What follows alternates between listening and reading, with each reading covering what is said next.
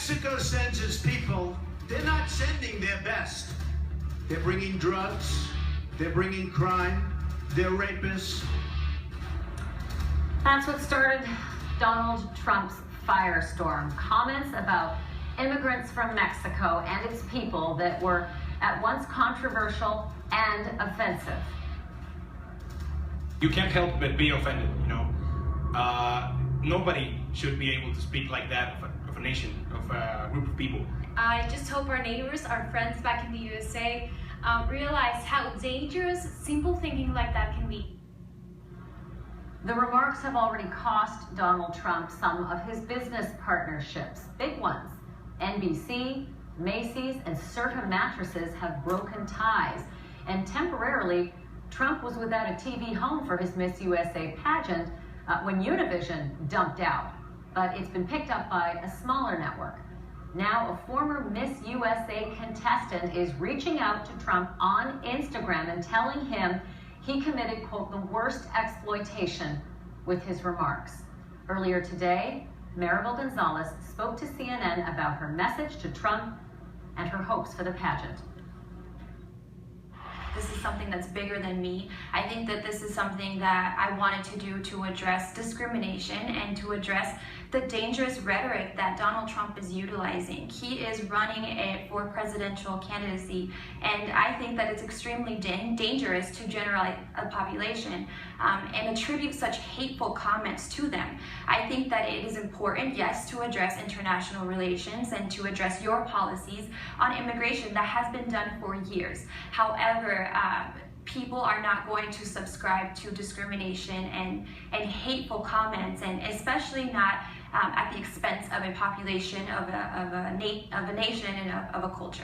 I think that this is a critical time to reevaluate the association that the Miss Universe organization has with Donald Trump. I think that Miss Universe organization aligns itself with diversity, and they celebrate women from different cultures and different backgrounds.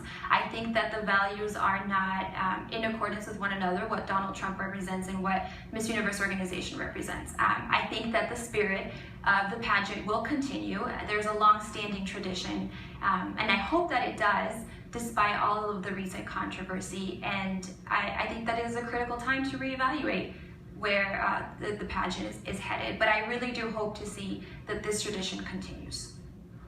Joining me now is reputation management consultant Mike Paul. Mike, that is a former Miss USA contestant who ended up in the top 10 of that pageant. She is a former Miss Colorado. She is one of his flock. That's right. He bullies anybody who speaks ill of him. He bullied NBC, he bullied Univision, he bullied Macy's, he's bullied just about every reporter who dares to challenge him. How do you bully one of your own? Well, you bully one of your own when you're not thinking of them. One of the things you're supposed to be doing is thinking of all the stakeholders that surround your brand and you personally from a reputation perspective. Donald Trump's not even thinking of his own family right now. You know, I have a friend who married one of his sons. I'm sure one of the things she's thinking is, you know, when my parents call me and say, this is my father-in-law, how do I deal with a question like that? Mm-hmm. This goes very deep, and it's one of the things that you need to be focused on when you're thinking of it from a reputation management perspective. He doubles down, he triples down. Yesterday, I think we said he quintuples down as well with the attacks. He does not back down when people challenge him and call him out on things like rapist, which is an ugly, ugly label to hang around anyone's neck. But how are you going to challenge her? Like I said, she's one of his. She's one of his proteges. So how do you challenge her with what she is saying? Because she's nailing it.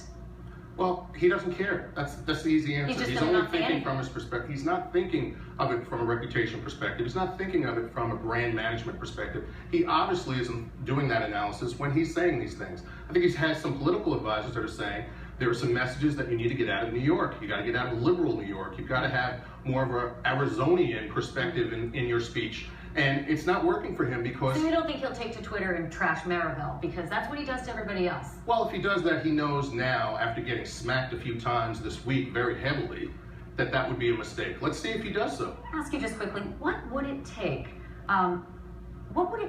for Donald Trump to actually fail? Because so many others who have come before him who have uttered, say, the N-word, I'm thinking of Paula Dean, or have said other things in misstep, have basically tumbled quickly to their demise with the aid of the Schadenfreude of America. But what would it take for someone like Donald to have that same effect? Excellent question.